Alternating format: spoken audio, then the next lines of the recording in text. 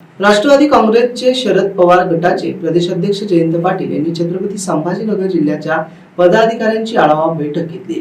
यावेळी त्यांनी नवीन नियुक्त्या देखील दिल्या आहेत। यावेळी बैठक घेऊन त्यांनी पत्रकारांशी संवाद साधला।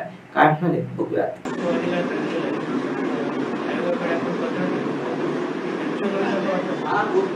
पिपाणी वाजवणारा माणूस हे आमचं जे चिन्ह आहे, त्याच्याच बरोबर दुसरी जे एक इन्स्ट्रुमेंट आहे त्याला पिपाणी हे नाव त्यांनी दिलं, तुतारी हे नाव। आणि त्यामुळे तुतारी वाजवणारा माणूस याऐवजी तुतारी पण त्या याच्यात आहे, त्यामुळे अनेकांचा गोंधळ झाला। आणि त्यामुळं दिंडोरी लोकसभा मतदारसंघात 1,03,000 मतं आमची तिकडे गेली। त्या माणसाला फारसं कोणी ओळखत नाही, अशा माणसाला 1,03,000 मतं पडली। यातूनच दिसतं की निवडणूक आयोगाने याच्यावर गांभीर्याने विचार केला पाहिजे। पण आता असं यायला लागले, त्यामुळे प्रत्येक मतदारसंघाचा विचार करून आम्ही योग्य तो विचार करू,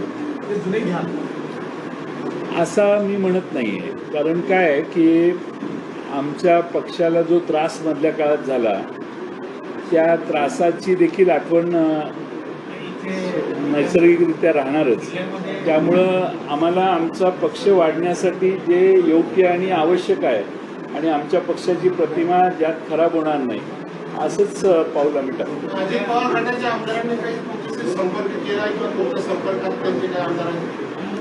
काय असं भाष्य वारंवार करणं हे आवश्यक आहे असं मला वाटत नाही। नुसता संपर्क, फोनवर बोलणं, काय करताय, येताय का जाताय याच्या चर्चा करणं, रिझल्ट मिळाल्यावरच याच्यावर बोलणं योग्य आहे।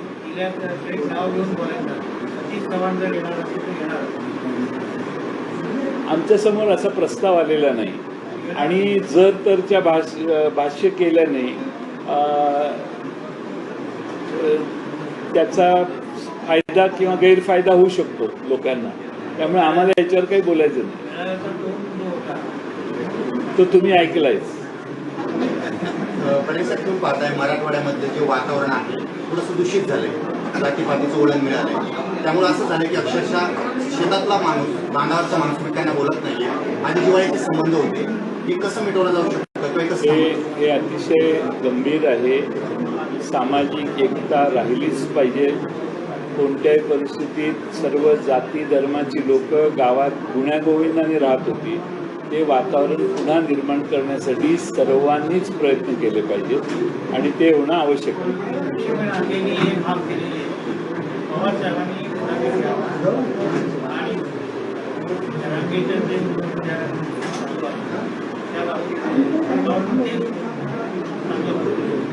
काय मला ऐकू आलं नाही।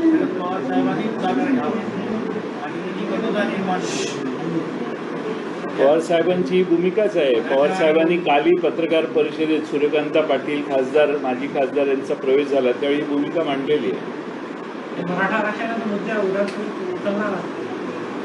अनेक मुद्दे आम्ही हातात घेणार आहे जे लोकांच्या दृष्टीने महत्त्वाचे आहेत आणि त्या प्रश्नांची तड लावण्याचा प्रयत्न करणार आहे। पण आता काय झालंय की ही विधानसभा आश्वासन देणारी विधानसभा आहे, ही खरं बोलणारी विधानसभा या 12 दिवसात दिसेल असं मला वाटत नाही।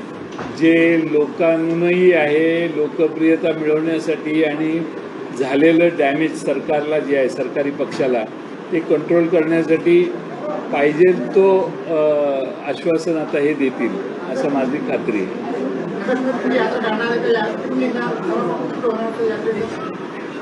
ते आम्ही यात्रा शिवनेरीवरून, जुन्नर शिवनेरीवरून काढणार आहोत आणि महाराष्ट्रभर ती जाईल।